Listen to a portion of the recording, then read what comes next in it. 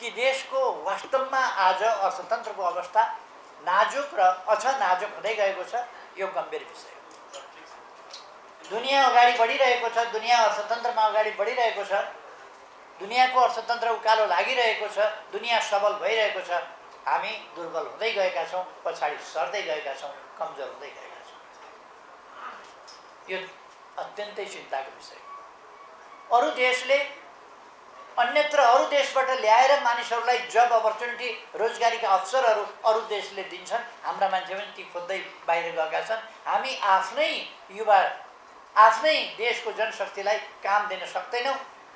निर्माण गर्नुपर्ने आवश्यकता छ, विकास गर्नुपर्ने आवश्यकता यहाँ छ। युवा शक्ति, श्रम शक्ति बाहिर गइरहेको छ। यहाँ आफ्नो बौद्धिकता, आफ्नो क्षमता यहाँ खर्च गर्नुपर्ने छ। त्यस्तो अवस्थामा त्यो शक्ति ब्रेन ड्रेन भएर गइरहेको छ, बाहिरतिर बौद्धिक पलायन भइरहेको छ, बाहिर गइरहेको छ। हामी प्रतिपक्षमा हुँदा प्रतिपक्षले किन यो गरेन, त्यो गरेन, यसो गरेन, उसो गरेन भन्ने कुरा चाहिँ अलिक आउँछ। प्रतिपक्षको काम हो नि, यो संसदले गर्नुपर्ने। संसदमा प्रतिपक्ष छ, प्रतिपक्षको भूमिका हुन्छ। त्यहाँ किन गर्दैन प्रतिपक्ष? एउटा कुरा के भने प्रतिपक्षले ऐनको ड्राफ्ट पनि दिने होइन, मसौदा पनि दिने होइन, विधेयक दिने होइन। त्यो सरकारले दिनुपर्छ। संसदलाई सरकारले बिजनेस दिनुपर्छ। हामीले त आवाज उठाउने हो, त्यहाँ सरकारको ध्यानाकर्षण गर्ने हो, यो नीतिका साथ जानुपर्छ भन्ने दबाब दिने हो। मानिसहरू धेरै गम्भीरतापूर्वक देशप्रति गम्भीरतापूर्वक चिन्तित भएको भन्दा पनि अलिक बढ्ता उद्यमी व्यवसायीले पनि, जसले पनि पोलिटिक्स अलिक बढी गरेको देख्छु।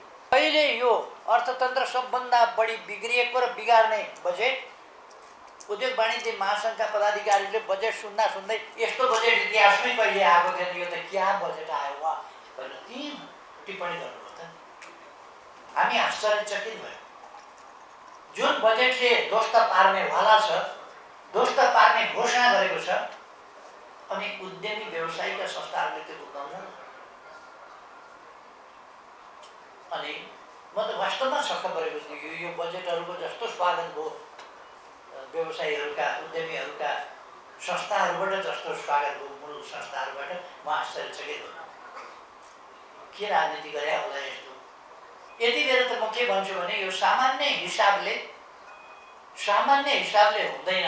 अहिलेको अवस्थामा सामान्य हिसाबले हुने स्थिति छैन। सिटाबुल खाएर काम लाग्ने स्थिति छैन। यो रोग हट्दैन। हामी सरकारसँग पनि छलफल गर्छौँ, राष्ट्र ब्याङ्कसँग पनि छलफल गर्छौँ। तपाईँहरूले उठाउनु भएका कुराहरू म्याद थप मात्रै समाधान होइन। को साथीले भन्नुभयो कि म्याद थप मात्रै समाधान त होइन। 20 लाखको सामान ल्याउनु पर्यो, 50 लाखको सामान, 1 करोडको सामान ल्याउनु पर्यो भने एलसी खोलेर ल्याउनुपर्छ। अरबको सुन त एक पटकमा ल्याएको छ, एउटा आइटममा ल्याएको छ। अरबको सुन एलसी त खोलेको छैन होला नि, कहाँबाट गयो पैसा? को हो त्यो सुनको यत्रो कारोबार गर्ने? को हो? ड्राइभर भरियालाई कारबाही गरेर यो सबै बन्द हुन्छ। मुस्कुराइरहेका छ जो करप्ट हो, जसले तस्करी गरिरहेका छ, त्यो मुस्कुराइरहेका छ, आनन्द लिइरहेका छ। वाह,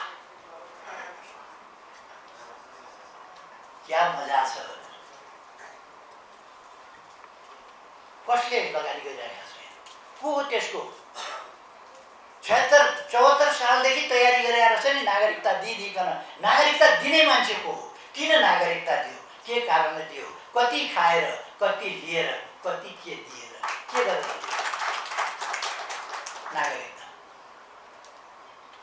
भाषै बोल्छ कि बोल्दैन थाहा पायो होला नि नागरिकता दिँदा। सिफारिस कसको थियो?